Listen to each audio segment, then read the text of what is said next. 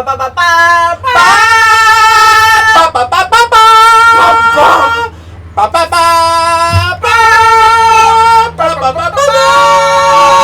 boom.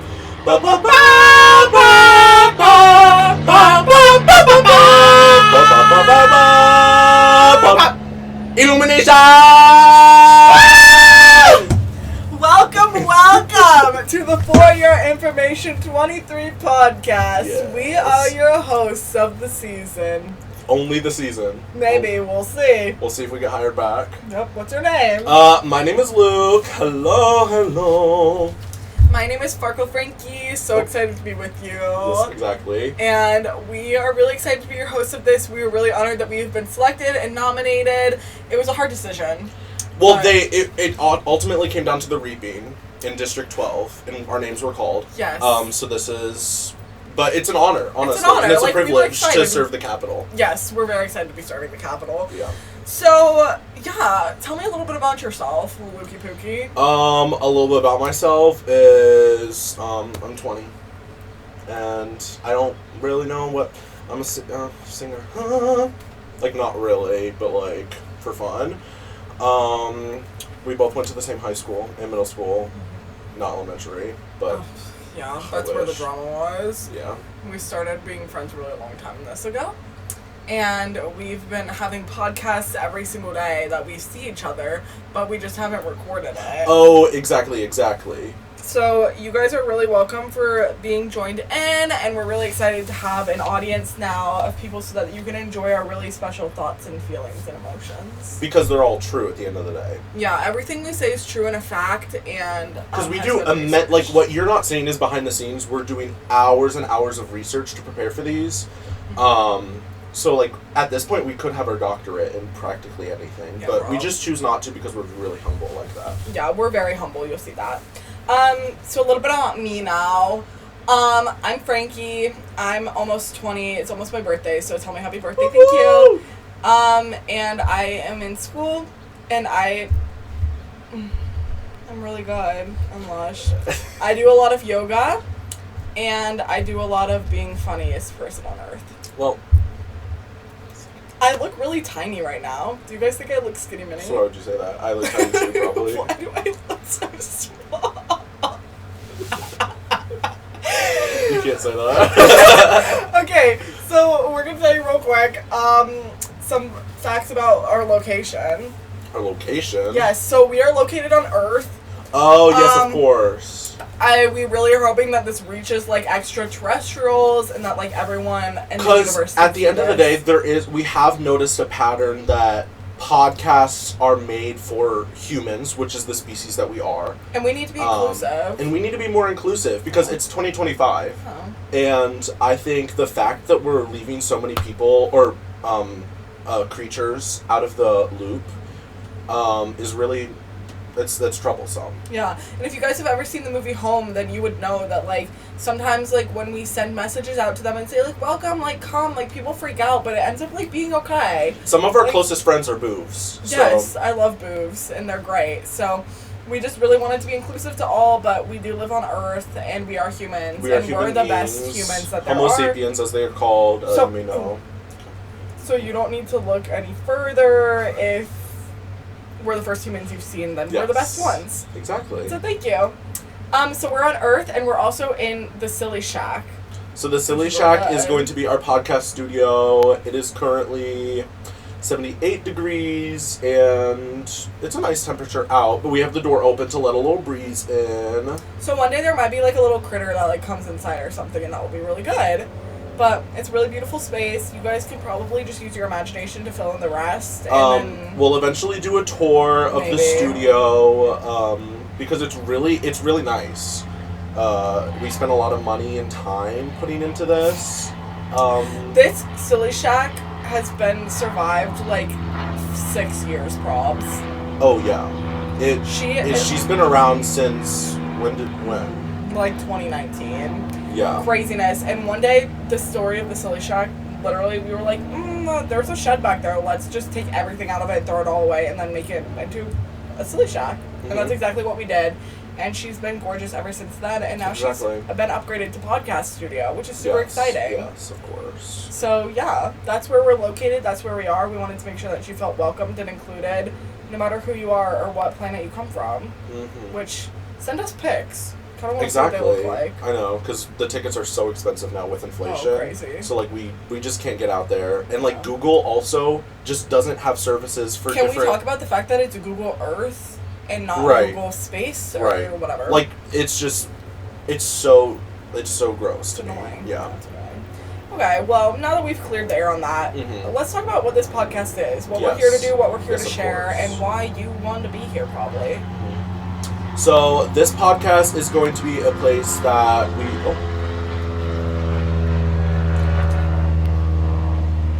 Okay, continue. So, this podcast is going to be a place that we really journey with many different topics.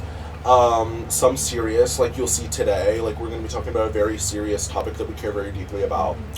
And then some more, like, funny topics. We're going to do some travel, vlogged sort of podcast where we'll be going around to different places, maybe people watching, going to parks and things. We have a couple fun episodes lined up for you on a vacation that'll be pretty fun. And so it's basically just us kind of chatting about the things that we're really passionate about, because at the end of the day, we're right. And I hope that you will see yourselves in us in our discussions. Yes. I feel like we're going to have a lot of discussions. All of them will be important, but some of them will be, like, just silly goofy, and some of them more serious, just like you said. But they're really just whatever we want to talk about, the things that are on our minds, the things that we talk about on a daily basis, and you're just getting to experience our thoughts and our feelings and our opinions, which are very important to everyone. And we're really excited that we can share that on a platform as big as this one and as good as this one. So we're really excited to have you along. We would love to take any suggestions for topics or things you want to see from us as we figure out what works best and what we like to talk about with you guys. Exactly. So it's kind of an open discussion. Like, leave us comments below, tweet us, do whatever you want. And we'll engage with you maybe if you're kind of, like, cunty, but we'll see. Depends. Alright. So, now that you guys know who we are, what we're doing, Ayo. Gotcha. So that's going to lead us on to our topic of the day for the first podcast, which is... the cultural significance of Scarlet Overkill. Yes. From the Minions Despicable movie. Me Minions franchise and universe. See. Yes. If you don't know who she is, think pause. If you don't know who she is, go ahead and watch the entire franchise for us. Yes. I suggest starting with Minions. Because in chronological order, it is really important at the end of the day. Yes. So I suggest going in chronological order of Minions, Despicable Me 1, Despicable Me 2. Wait, no. Despicable Me 4 is the second one, right? Are you talking about Minions Rise of Gru? It's Minions Rise of Gru, Despicable Me 1, Despicable Me 2, Despicable Me 3, Despicable Me 4. Okay. And then Despicable Me 5 is supposedly coming, but then there's a whole, like, there's a, you know, they send out that timeline for the next, like, 10, 15, 20 years. So we'll be definitely keeping up with that over the course of our lives. So. Yes, for sure. So that is who she's from. Look up who she is. She is very Baddylicious, played by, Sandra Bullock. Oh, I didn't even know that. Yeah. Because Scarlet Overkill is a real person, I thought. So. Well, at the end of the day, Sandra Bullock is Scarlet Overkill. She's just secret. It's like Clark Kent. She's hiding it. Oh, okay. I don't know who that is. It's okay. Superman. I didn't know that. The more you know. Thank you. So, yeah, she is this beautiful woman. I'm going to give you a picture. Skinnylicious. Oh, we're just... Okay. Body for days, frankly. Waist, no organs. That word. No organs. Waist is not even there. You can't even see her. She turns side gone. Oh my gosh. But giant. Oh yeah. Especially when she's wearing her Magicness dress. That turns into like a 70-foot rocket. Oh yeah. Oh yeah. Yeah. Red little tiny mini dress. Hair, big black poof bang. Think the little New Jersey mouse from Zootopia. That's the hair. That's kind of the hair we're working with. Yeah, exactly. Heels on. Face B. Face B. Husband acquired. Blurb. Slash herb. Blurb slash herb. We don't even know Blurb. He's obsessed with her. She has him wrapped around her little finger. Exactly. And but he likes it. Oh, he likes it, so it's fine. Of course. And exactly how a husband should be. Exactly. And they are really good together, and they live in England. Yes. So she is going to actually be statured in an English house, a classic castle style. You'll see in the movie she's like kind of on top of a giant hill in the middle of London, and somehow no one even talks about that because like it's bigger than like lots of the monuments. Like and her house is huge, and I think just the fact that we're overlooking a supervillain, that she's made such a name for herself and she has such a beautiful house, and like we're just overlooking her. What was her like reputation? Like what did she do to in the past as a supervillain? Well, didn't she steal that ruby? She stole like the biggest red diamond in the world. Is that how she had money? Well, she's stolen so many things. She had a portraiture of the queen, La Cucaracha. Okay. She had so many things in her her castle. I wish that I could just like beat her like so bad. I think she's the pinnacle of a woman. Like she is exactly what every woman like wants to be. Mm-hmm. She has a perfect husband. She has a perfect bod. She has a perfect personality. She has a perfect job. She gets everything she wants. She's well respected. Mm-hmm. Like she's like she's adored by everyone. Yeah, in her field. And they're just like jealous. Like anyone who's not in her field and doesn't get it is just jealous because they want that success. lifestyle. Frankie. Yeah, they want her success, and they want that lifestyle so bad. So yeah, for sure. And I think that's why like she like speaks to me so much, and that's why from the heart. Speaks to my heart of hearts. And that's why in high school I had to dress up as her for an entire day at school. Yes. So this was going to be senior year? Senior year of high school. 18-year-olds. No. 17. 17-year-olds. We were 17. So not adults. So it's yet, okay. So it's okay. And we did in fact. She pulls up to my house, and I'm in dark outside. Dark outside. Still dark outside. The only light is the light of the head. Light. Of the head, yes. Of me glowing, my glowing energy. Yeah, because of her aura. Yes. And I walk out from my garage in the dark, and I'm in bald cap. I had to wake up so early. I showered and then put on a bald cap because I'm a morning shower person, but like that's so stupid to shower then put on a bald cap. I don't know what was going through my head. And that drive to school was so yeah, and I was driving us as Scarlet Overkill, wig on, hair done, red dress, heels, and he's sitting in my passenger seat, bald Grunus with his little scarf. Holding this minion, I'm with pretty the sure. Minion. And we went to school, and mind you, we went to 2 different campuses throughout the day, and went to our classes, and went to lunch, and went... And we did get photos with teachers. I had someone stop me in the hall at one point to ask for a photo. Like, dead ass. They said, "Can I get a photo with you, Gru?" And I said, "Yeah." And then in my math class, I had my minion sitting in the empty desk in front of me, and I took a little sheet of paper and I wrote down a problem, and I put a pencil in his hand like he was doing. That's really good. Us in high school, if you were lucky enough to see that, wow. You're welcome. Yeah. If anyone was in our AP Lang class, comment below. How was that experience for you? Because it was real good for me. I don't really remember anything I learned from that class. I learned nothing in that class, but it was such a good time. But it was my favorite class I've ever taken in my life. I learned that Chloe Ballinger had twins. This is true. And I learned that that we are gonna open a store named Bornt. Wait. Or like I don't remember what I forgot that apparently. Bombos or like placenta. Okay, but picture a baby store, like a baby clothes store. Like, that's named Placenta. Cute. That's really cute. So like on the boardwalk. Yeah. On the boardwalk. Or not. Why do we have a baby clothes store? For surfers. Yeah. No. I see it. Like in Rainsville, I totally see that. Okay. Yeah, I see that. I also think let's go back to Scarlet real quick. Yes, of course. Another thing that, like, is really important about her is that she was really ahead of her time. And I think you have something that you were, like, thinking with that. Yes. So, when you look back at the timeline that we're in the 1900s, mid-1900s, 20th century? 1900s. 1900s. It just sounds older. 1950s or maybe, I don't know. Yeah.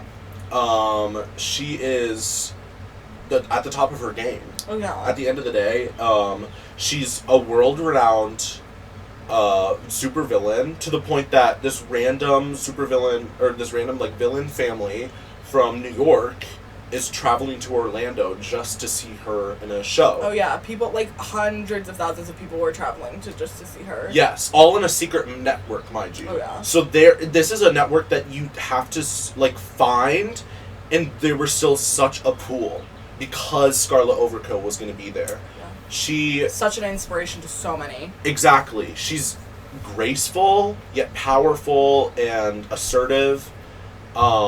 And when you see when you watch the Minions movie, the first Minions movie, when there's a fight for her to get a new henchman, for her new quest to get the crown. Yes. This is a really good scene. I highly recommend to look this up on YouTube if you haven't seen it. Yes, exactly. But then you see all of these hundreds of people with, like, cool, like, powers or features. There's, like, a fish man. There's, like, a really strong name is Frankie. man. Is that true? Yes. Oh my gosh, when are you going as him for Halloween? I don't really like him, though, but... He's kind of mean. Mm-hmm. Anyways. But there's so many people, and then obviously Stuart, Kevin, and Bob, the Minions, who have journeyed to find their next big boss. Big boss. But you see, she, like, has broken the glass ceiling for female supervillains at this time.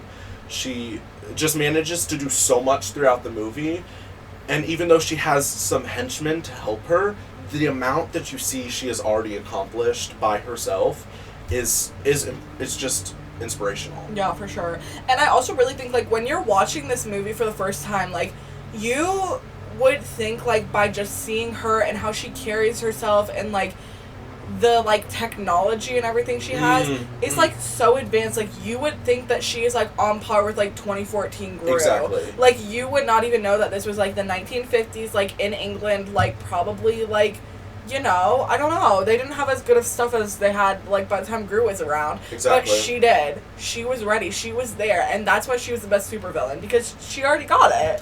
Her technological advances her need to be dress, studied. Her dress that turned into a rocket.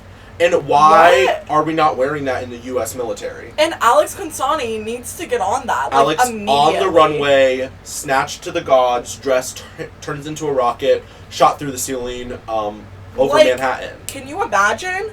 That would be, like, the best case scenario of the entire world. And I know she knows who Scarlet Overkill is, too, because she dressed as Gru for Halloween. Yes, of course. Yes, of course. So maybe we should let her know. So, Alex, if you're watching this, can you please, like, I don't know which, maybe, brand, like, which designer would want to work on that? I feel like Givenchy would get into that. Yeah, she worked with Givenchy? I'm not sure. If anyone knows Alex, and Alex, when you're watching this, like... Let us know what stylist you like working with. Then we can get that involved with some other, like, some technological people. Yeah. And I think we can get that working. I think so, too. And I think we can start a whole new line of technical fashion. That would be really gorgeous. Because picture, I don't need to drive to work. Oh, I'm just going to put on my work uniform. Oh, my work pants turn into a boat. And now I like that. And now I'm on the road in my boat pants. That would be so good, because then also you don't, like, have to tell people that you, like, have these modes of transportation so they can't use you for it. Exactly. Like, the days of being asked to be their designated driver is no more. Are these things safe to use if you're under the influence, or is this, like, a whole new, like, set of laws? Well, because here's the thing, can you be drunk flying? I feel like no. You don't think? Yeah, that's like really dangerous. Like, these dresses are powered by, like, rockets. How are you landing? If not on a pedestrian? Yeah, and I also feel like you would, like, fly into people, no? Yeah. Like, I feel like that's, like, maybe a boat. Like, I feel like boat pants, like, would probably maybe be fine. Also, why do you need a boat to get to work? Where are you working? It's just the first mode of transportation. Okay. Do you think that there's, like, bike underwear? That would be kind of good. But you have to only be wearing underwear. Only underwear? how's your bike coming through your pants? It's gonna rip your pants off. Yeah, maybe, but like. And then when you get to work, you don't have pants anymore. Well, you have to get like the ripping bike shoes. No, well, yeah, no, but you have to get like the ripping button pants, like how babies have. Right? Ribbon button. Is that what they're called? Yeah, I'm sure. Ribbon button. You know what I'm talking about though, where it's like buttons like all up the legs and the crotch. Kind of like a tearaway suit. That's what I was looking for. Yes. Yeah. Yeah, I think that could work. Okay, so hopefully we can see that soon, but that was just proof that, like, she's so ahead of her time that, like, we haven't even reached that time yet. Like, it's just incredible, and she's just so, like, super inspirational to me, at least. And that's why, like, I should dress up as her again. Should we do an episode where we're just dressed as them? Just to, like, just so we can feel something. In character. Yeah. We do a debate. Yeah. Do you guys want to see that? A debate? Would you want to see a debate about the U.S. Political climate, but as Scarlet Overkill and Gru? What side is Scarlet on? Oh, Gru's definitely a Republican. Okay, I thought so. Okay. That's really good. Okay, so let's do that, and we'll get back to you on that. Maybe next episode. Yeah, we'll probably. Be here on that. Okay. Next is a really important question that I have for you. Mm-hmm. This goes a little bit further into Minion history and Minion backstory. So, just to give a little bit of context for, I don't know why you would be watching this, but for those of you who maybe aren't as familiar with this, context. The Minions have been around for... Since the dawn of time. Millennia. Like, yes. Forever. I If guess. you think of the Minion universe as a separate universe than our own, the Minions are the beginning bacterias of our planet. Yes. They have been around since the dawn of time. As you can see in the intro scene of the Minions movie, their history is unknown. Yeah. But it's beautiful. It's a beautiful, beautiful story. And they, like, grow up, and they're trying to find Big Boss the whole time. They're trying to find a leader. They're trying to find their Big Boss the whole time. So they go through so many, probably hundreds, maybe thousands of different Big Bosses. The only ones we see are there's a bear, there's like T-Rex, a Yeti. There's a Yetis. Well, the Yetis are the more recent one, right before Scarlet Overkill, and then eventually Felonious Gru. But we see T-Rex, we see a vampire. Oh yeah, a vampire, and they accidentally, but things always happen. Yes, but not vampire. To the Minions' fault. No, it's not their fault. Like, they didn't know that the vampire was gonna die when they opened the window for his birthday. Exactly. It was his birthday. Like, they were celebrating his birthday. They said, "Rise and shine." And he was like, "Ah!" And then he died. Yeah. Like, that's not their fault. With what else happened? The T-Rex, like, they thought they saved him, and then he rolled into the volcano. And then he rolled into the volcano. Like, why was he on a rock in the first place? That was the T-Rex's fault. Like, it was never the Minions' fault, but their Big Bosses just weren't big and bossy enough. Exactly. Like, until came along Gorgeousness Scarlet Overkill, and she was perfection. Everything they wanted from the moment that the three primary minions of this specific movie see her. They're in awe. Kevin specifically is like, he's the leader of this pack, and he sees this, and he sees their future. He sees their line of just success in front of them. They finally found it. Like, they found what they had been looking for this whole time. Boss. And they found Big Boss. And she really, like, if you look at who they are now and who they were before her, you can really see how much of an influence she had on them, from their clothes to their personalities to their, like, teamwork and the way that they, like, learned all of these, like, tools and, like, weapons that they now use on a daily basis. Like, they just were advanced so far after meeting her, and I really don't think that they would have become the Minions that they are today if it hadn't been for her. And I feel like people don't give her enough credit for that. Yeah. Because, like... Because you see in the movie, because of Scarlet and Herb's inventions, Bob is able to pull the sword from the stone. Yes. Which is fulfilling a centuries-old prophecy and making him the new king. And while it seems that he's doing this for Scarlet, there's malintent there. Because Scarlet, at the end of the day, Scarlet hired them. They are employees of Scarlet Overkill and her franchises, and they're just going to steal her goal from her? using her inventions. It's another example of men stealing from women and taking the credit for it. Yeah. Seriously. It's... Like, she gave them so much, and I never see them being grateful. Exactly. Like, literally ever. And then especially at the end, with, spoiler alert, when she's frozen. Yes. And they don't care. Freeze rain. And they just let... Freeze rain. And they just let her be there. Mm-hmm. But they didn't do anything. And that really doesn't sit right with me, because she gave them so much. From even, like...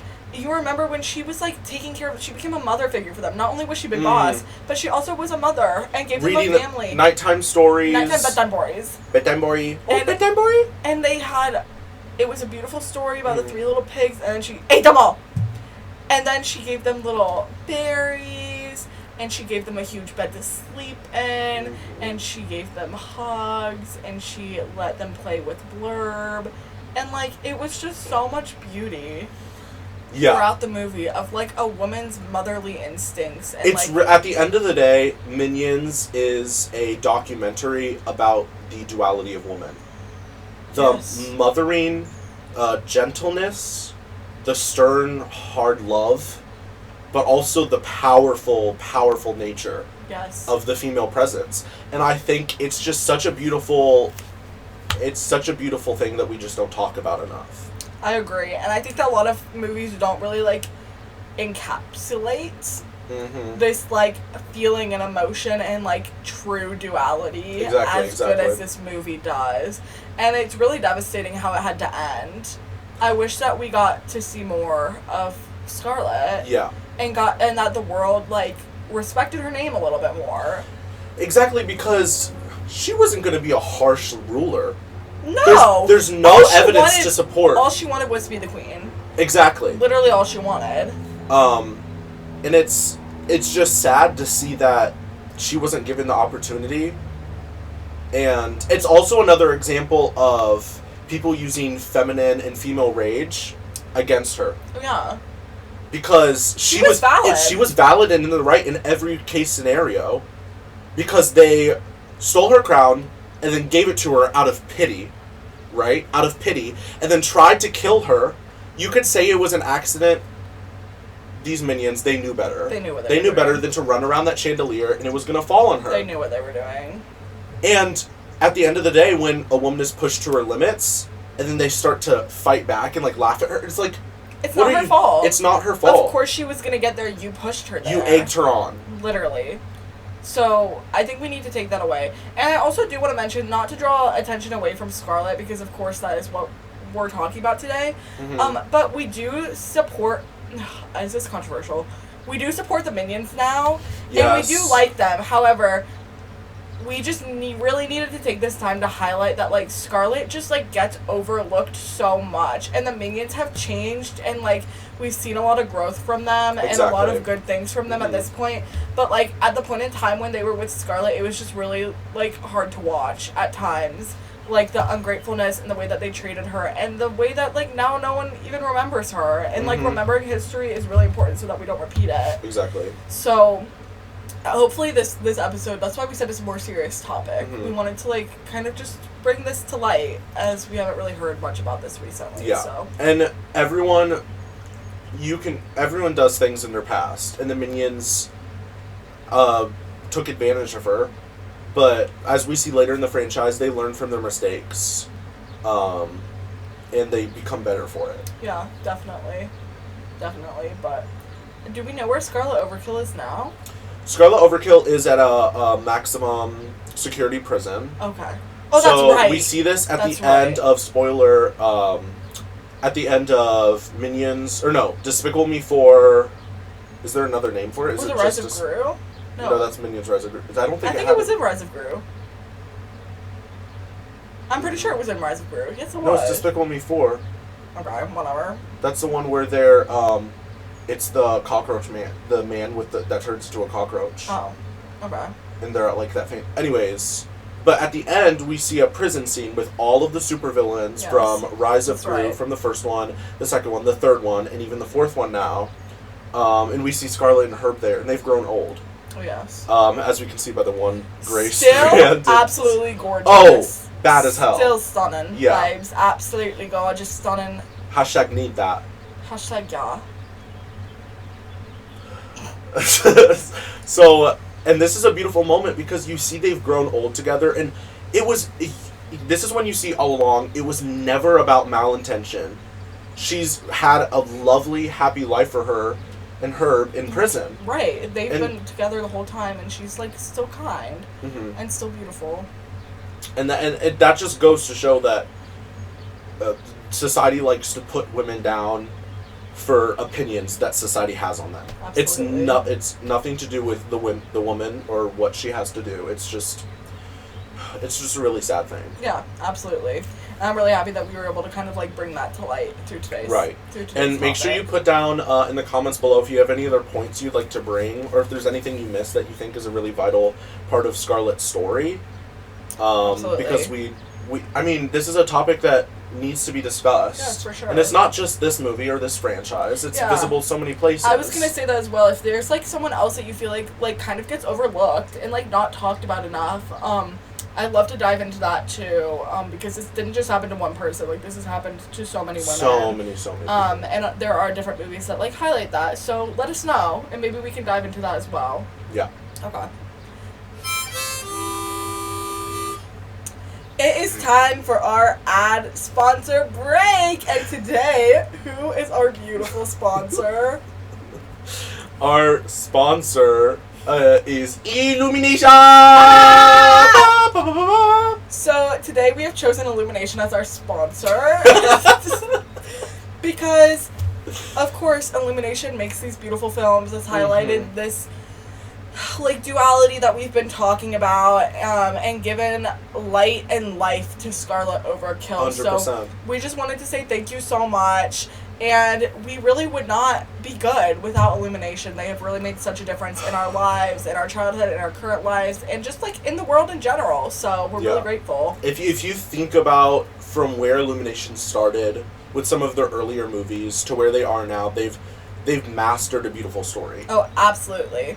And as we were watching the Despicable Me 4 movie, and we're seeing this scene with all of the villains from all of the past Despicable Me movies, and they're all just happy and together. It's this closure moment for our childhoods. It's almost we've grown old with them as well. And I think there's something so beautiful about that, and something beautifully done. They're just so good at, like, connecting the storylines between movies and keeping them, like, so true to who they are. Yes. But, like, bringing in new aspects and new people and new sides of the story. New conversations. Yes, for sure. And I think it's, like, a talent that, like, a lot of film and production companies just don't have. And they have just perfected it. So I just want to thank everyone over at Illumination for all of the work that you put into that. If you ever want to hire us to storyboard some new Minion movies or shorts or even a TV series about Scarlet's early life. And Absolutely. Because picture a timepiece about Scarlet's life in the mid-century. Beautiful. It would be, it would honestly be award-winning. Yes, I think so too. Or maybe even, like, a separate podcast that's just, like, fully about the Minions franchise. Yeah. That and would be really good. I think there's so much up for discussion there. There's something beautiful about that. Absolutely. I think that there's so much that we could do for the company and the whole of it. So I think that would be really great, and I would love to collab. So if you're ever wanting to sponsor for real, this is a dream sponsorship. This is a dream sponsorship, and our email is below, so please reach out to us. Yes. And everyone go follow Illumination on Instagram. And the Minions on Instagram and TikTok. They have tons of cool content. Make sure to go stream their movies on your favorite platforms. And yeah, just check it out. It's really awesome, and hopefully you can use our link in the description below. That's not true, but hopefully one day it is true, and we will for sure let you know when that happens. So, Illumination, reach out to us. We love you, and thank you muchness.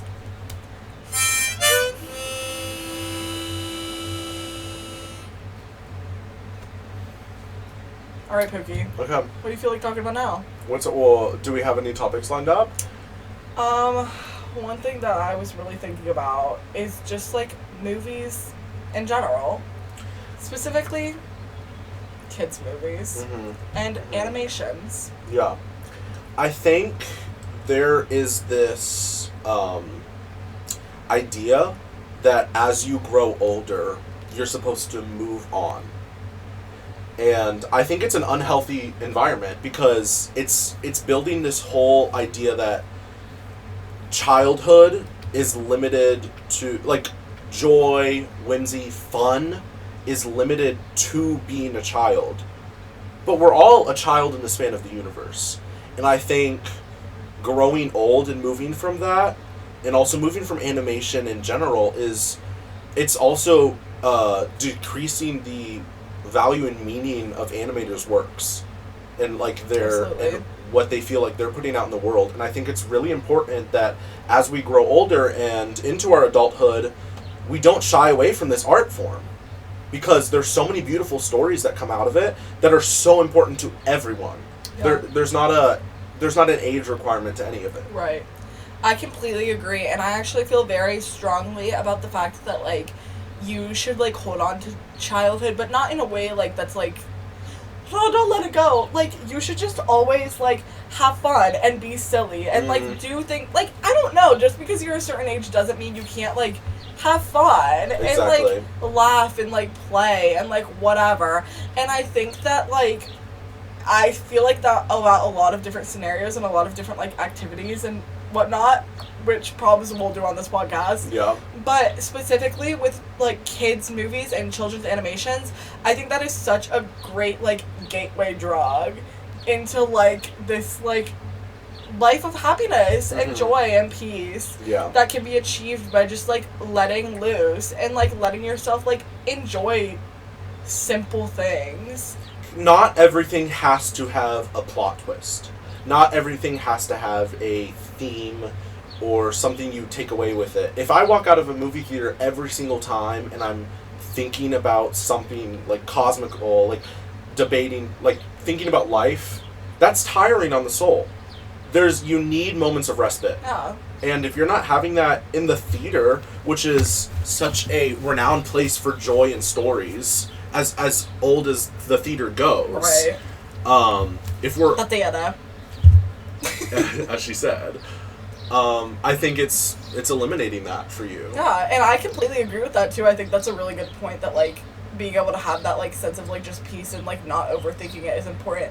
But on the other hand of that, I also think that, like, oftentimes kids' movies make me, like, think about the important stuff more. And make me, like, the plot twists that they have are, like, so much more exciting and so much more engaging than, like, when I'm watching, like, a murder mystery. Like, I don't know. That's not good for you. That's not good for your brain. It's stressful. And, like, you need to, like, escape that stress of, like, that real life, like, serious stuff. Like, go into, like, the plot twist and the thoughts that are like, oh my gosh, that's so silly and gorgeous and I never thought about that one. Exactly. Instead of, like, everyday, like, things that you're already thinking about. Like, you don't need to think more about that. So I think there's really something that, like, needs to be said about that. And there are, like, some really specific movies that have had an impact on me, and that have encouraged this belief and strengthened it and make me really excited to see, like, what the future of children's animation holds. So, are there any movies that speak to you like that? One more recently is The Wild Robot. I've never seen that. So this is a movie, it came out, I want to say last year, in 2024. I don't know if I've ever even heard of this. It's basically a movie about this, like, in the future, these robot, like, workers for humans or whatever, like, they just get shipped places and work for these people. Okay. And one happened to land somewhere it wasn't supposed to. Oh, shoot. And in the middle of, like, the nature. So there's, like, all these animals, and they're, like, tearing it apart because they're like, I don't know what this is, and it's scary. And then it's, like, sitting there, like, but then it starts learning their language. And then so throughout the story, you see this piece of technology break down. And not only physically, because it's becoming part of the environment in the way it's getting scratched up, it's going on journeys, but then it's also emotionally, it's becoming more emotionally responsive. You start seeing it have emotions, and then... Sounds really good. And then an egg falls into its hands and hatches. An egg? And a duck hatches, and the duck basically, like, it becomes its mother. So cuteness. But then it's like everyone's making fun of this duck because the duck behaves like a robot and he goes beep boop beep whatever. But then when the duck like goes away from home or something, then the robot's like, I should probably go back to where I'm from. But then she can't because she's just in and it's things like this that it makes such things. Huh? That's another one. Oh. That's a really good transition. Uh-huh. But there's so much opportunity for messaging in it. Oh yeah, for sure. That I think is really gorgeous. Well, that's what I was saying earlier. Is that I think like the kids animations can be the best at like getting those messages across and like things that you wouldn't normally like pay attention to maybe. Yeah. Yeah. That transition that you said earlier, you said a really good word. I said the word sing. The word sing, and that makes me really think of the movie Sing 2. Have y'all ever seen Sing 2 before? If you haven't seen Sing 2, also go watch it. If all these people are watching all these movies, it's like a 48-hour podcast. That, I don't think I've ever had a more spiritual, universe grounding experience than watching Sing 2 in theaters. Let's set this experience up for them. Okay, yes. We walk into the AMC theater, as one does. Of course. We probably, like, give them our tickets, like, have them a little beep, and they scan our ticket. Was this in 3D? No. Probably not, because I hate 3D. There's always a line on the screen somehow. Always. I don't know what that always, is. I hate Do y'all see the line? I hate 3D movies. It's always a line, and it hurts my eyes, and I don't know, I don't want you jumping at me like that. I feel like it might have been in 3D, though. I think we saw Minions Rise of Gru in 3D. Oh, we did, I know that. That really was annoying.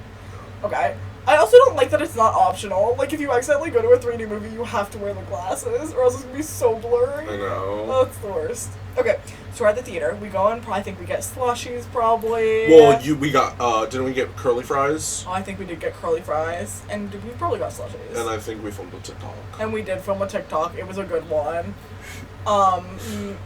Go check out our TikToks if you want. Probably linked in the description. Probably so not. You can go find that one.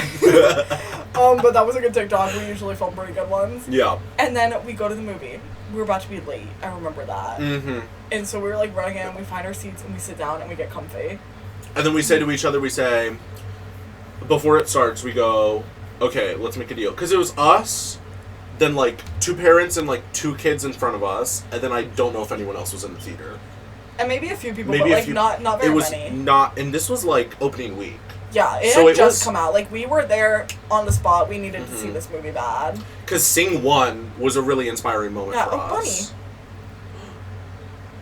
Should we go grab it and bring it on? Do you think that Bunny was on Sing? Was there a bunny in Sing? Sing!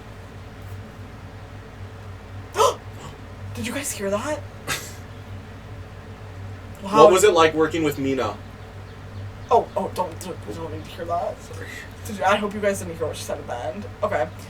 So, anyway, when she left now, I think that was really offensive to ask her that question, so now we're gonna get back to the... And so we're in the theaters, and we turn to each other and we say, okay, let's make a deal. The first time Mina is shown on screen, we both have to scream.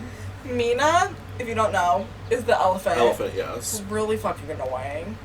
Oh my gosh. So and annoying, I know this is a controversial topic. Happy birthday, dear Grandpa. And I will say, I'm going to, we are separating the art from the artist because Tori Kelly, incredible. Tori Kelly, hey. Huh? Hey, Tori Kelly, huh? Hey, Tori Kelly, why aren't we talking about her? Because genuinely one of the best vocalists. Yes, one of the best vocalists. All of them, probably. Oh. She. Have you heard? Huh? Have you heard that? The Bridge Over Troubled Water, where she's like. We're gonna get copyrighted. It's fine. It's something else. I don't know. We'll have to listen to her later. It's Jacob Collier, so he can't copyright because he's not real. That's fine. Okay. Anyways, so she plays Mina, but Mina's character is, she's just she's so pick me at the end of the day. She's so pick me. And if you have a different opinion, too bad. I don't agree with you. You're gonna have to agree with me. Yeah, I'm sorry. Just this once. It's okay. So we said this, and then obviously our beloved minions come on the screen because Illumination Studios. Illumination! And then, do you want to tell them what the first shot of the movie was? So, there's a performance happening, and there's, like, really beautifulness. They're, like, singing, we're, like, going through a forest, like, it's beautifulness. And then all of a sudden, an agitating, all of a sudden, here she comes, stomping and rumbling, and running through the forest, because she's a big old elephant. Oh! And she comes running through, and it's Amina, and she pops out of the woods, and when I tell you we screamed. We were like, ah! The family in front of us was kind of startled. It was so jump scare. But it was, because it started very scary, like the Thriller music video. Yeah. It was like, you heard like crickets, and like we're in the dark woods, Yeah. and then you hear like music starting, and it's like, what's going on? And then she appears. Yeah. But that movie is, I don't know, do you have a favorite part of that movie that you'd like to discuss? Because that part was is my favorite the part. opening scene is really gorgeous because they're all dressed as like Alice in Wonderland characters. And I just feel like it was really highlighting Mina, and that was like, we were really excited to go and like experience because her. she became such a cultural phenomenon after the first movie. If you were on TikTok in probably like 2021, I have no idea what year that was. I don't know. It was one of the good ones. Yeah, one of the good ones for sure. If you were on TikTok during that time, you knew that there was a very large group of Mina haters. Oh yeah, for sure. We would put her in the blender a lot. It's for a later date. Context coming later. But yeah, so the fact that they're starting off with this thing that they know blew up, right, was really showing that they were listening. Yeah. Which I think is really, they paid attention. I appreciate that. Yeah. And I really liked that, and that really made the movie speak to me that much more. And then because it started like that, spoke to my heart so good. And because it started like that, the rest of the movie, like, it was just like a really spiritual experience. And it was so funny, and it was so good, and it was just like the best movie experience I've ever had. Exactly. It was amazing. Yeah. And I think that the final scene, because the whole movie is obviously them preparing for this big show. It's like a Vegas-esque show. They're getting funded by the wolf, I don't remember his name, who was like having a gay relationship with his intern, which was really... some things went a little quick, right? But I don't know what Singh was doing there. That was crazy. I still liked it though. Yeah. But then like, so he's like low-key threatening to kill Mr. Moon. Right. And there's some crazy drama in these two movies. The second movie, genuinely, the plot it shook me to my core. Oh yeah. And the final scene and them getting this old pop star back that had never or hadn't performed in like decades since his wife passed away. And then you see this final scene. What's the song they're singing? It's like a Christian song. It goes like this, the fourth, the fifth. It's that, isn't it? That's in the first movie. Oh shoot. I forget. Oh my gosh. Anyways, it was a really goodly song. But it definitely is like a Christian song. But like, I'm not mad about it because like it was probably sounded gorgeous. But then like he's on stage singing with all these cast people, and then like he sees his wife and like her spirit is there, and it's just, the movie is so beautiful and so beautifully done. And I don't think we talk about it because you hear a lot of, the only talk that I hear a lot of the time, which is not diminishing it because it's so valid, are small creators. Their animations get a lot of buzz because it's like, look what this person did with so and so budget, with so and so experience, but like, and it's all beautiful. Right. But I don't think we talk about enough that these things that are big blockbuster animations are just as beautiful. Right. Like, and they have more people working for them, but I think, I don't know. One that I feel like we need to come back to that like a lot of people really liked, but like we seem to forgot about, is Zootopia/Zootropolis. What was that about? I don't know why we changed the name. Because Zootropolis is really bad. I'm really confused. Also, there's a second one coming out. There is? See it. Yeah, and the plot's the same, but I think there's humans. Same? I think, like, humans get involved, and then, like, they all become prey, which is, like, stupid, because, like, that was the whole plot of the first one. Yeah. Also, what are the humans, aliens? But really, I don't know, that sounds weird. But also, I haven't seen the trailer, so I could be making it up. Okay, well, we're gonna have to watch that. But I really like this movie specifically because I like Shakira in it. I think she really was really good. Like, this whole... Try everything! In this whole episode, like, the theme between all of these movies is that there is strong, powerful women in all of them. And I think that is what we're seeing, because Wild Robot, a powerful woman, right, a mother, right, learning language, so many languages, so that she can just communicate, and that's, at the end of the day, showing a woman's compassion and caringness. Yeah. Because a man would never do that. Oh, no. A man would never... You think a man would take the egg and raise the duckling? If that duckling kept following a man, he'd probably, like, try and drown it or something. Right. Like, absolutely not. And then we have Mina, who we don't particularly like, but she definitely has a very, like, big significance. I think in the second movie, her storyline is slightly redeemed because she gains this sense of self. Right. That is lost before, she's no longer a pick-me. Because in the first movie, she is very pick-me because she doesn't really... It comes across as pick-me because she's nervous and she doesn't think that she's all that talented, but then when she realizes that there's a world for her, that she can fit into this picture that she doesn't see herself fitting into, and she can fit in and she can thrive because of her beautiful talent, that's when you really start to see her character development. And in the second one, where she's with that, like buffalo or something, and she, like, keeps imagining the ice cream boy. Like, it's really endearing. Yeah. To see a storyline like that come through, where she's gaining self-confidence. Yeah, she really developed as a person. And then we have, I don't remember her name, Gazelle.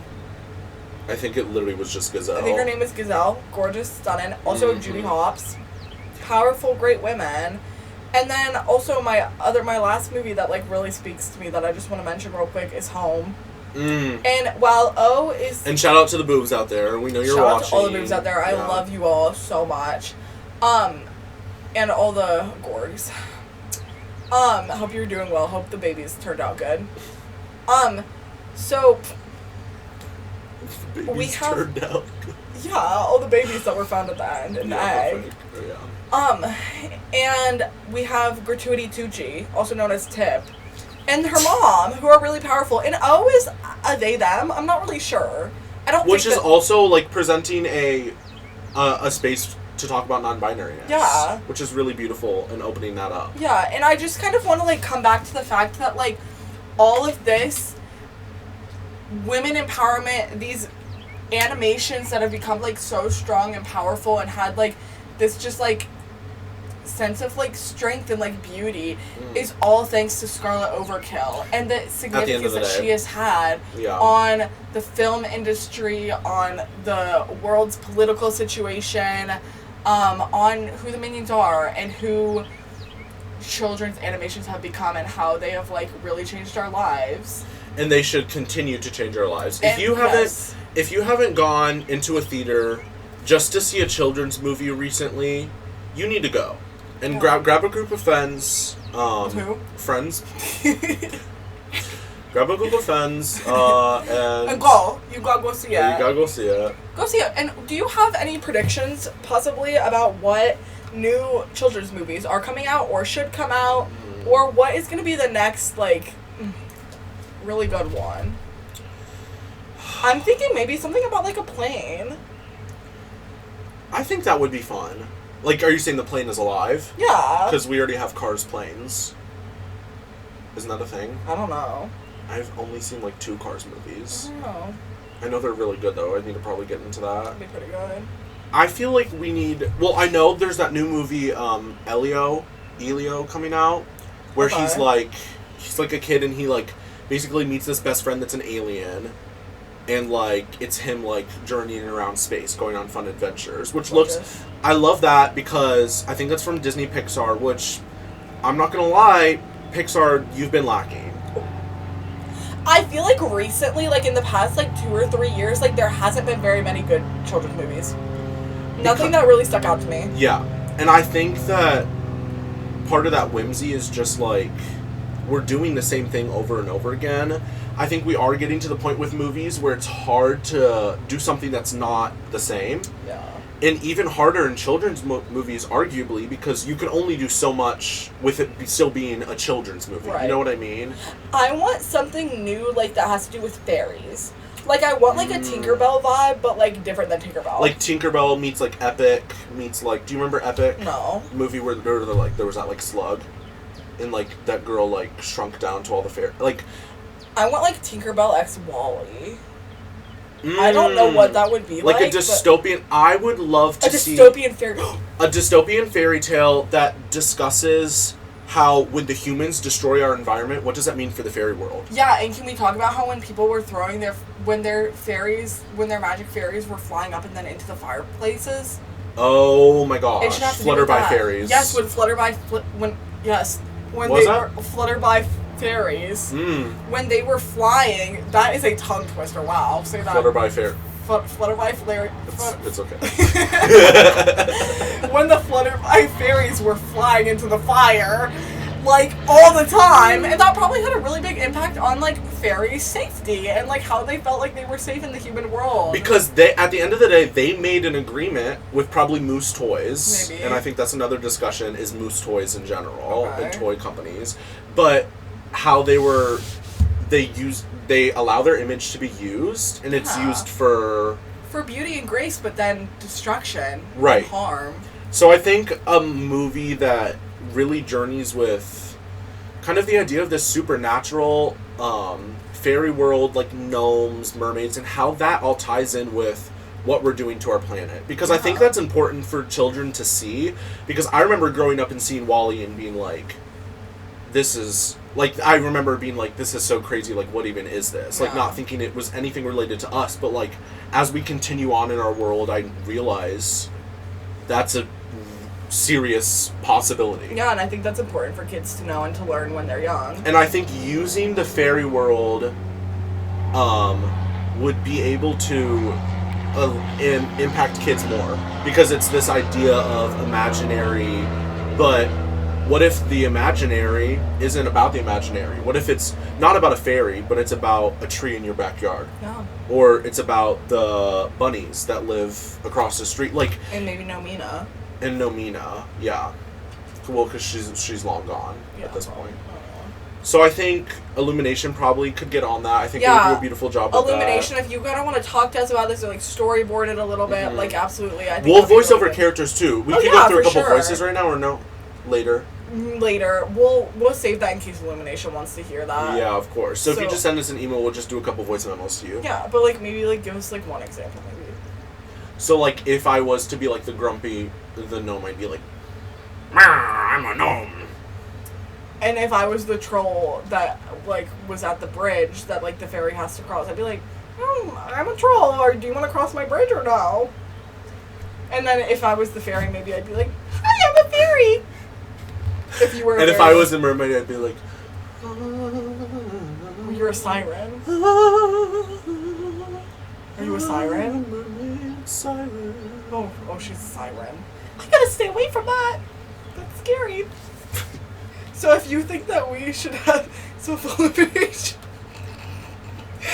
Illumination, if you need us, maybe, let us know, and we're super excited. But, yeah... I think that's all I have to say for today. I think we really covered a lot of really great, like, important subjects about movies and about how Scarlet Overkill has made a massive difference in our world and our hearts. And I hope that futures. If you weren't familiar with her story, I hope that this inspired you to learn more about the women of our history. Absolutely, it's important. It really is important.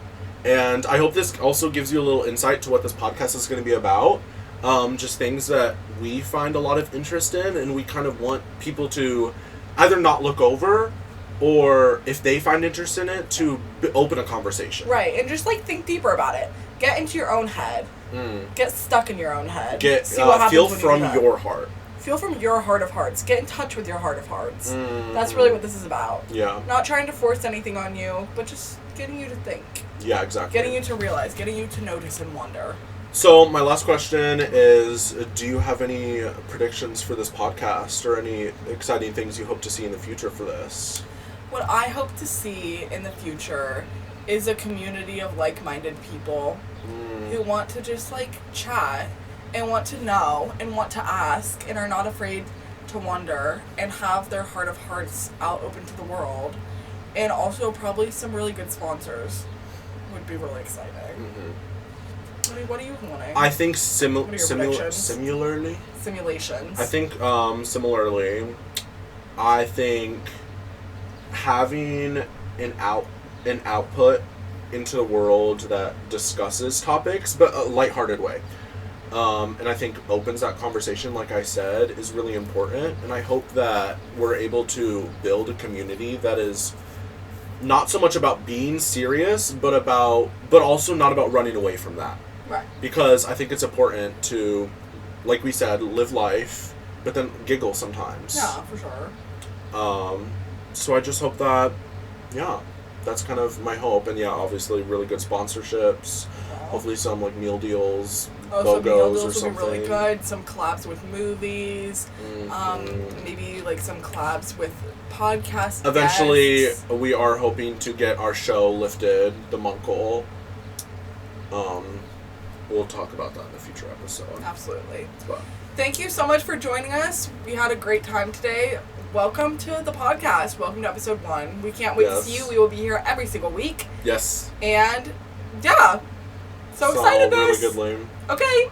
Bye. Bye bye. Bye bye. Bye bye. Bye Okay, bye. let's take a profile right now. Oh wait.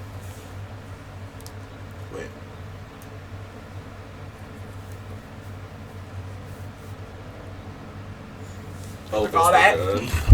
Bye. Bye.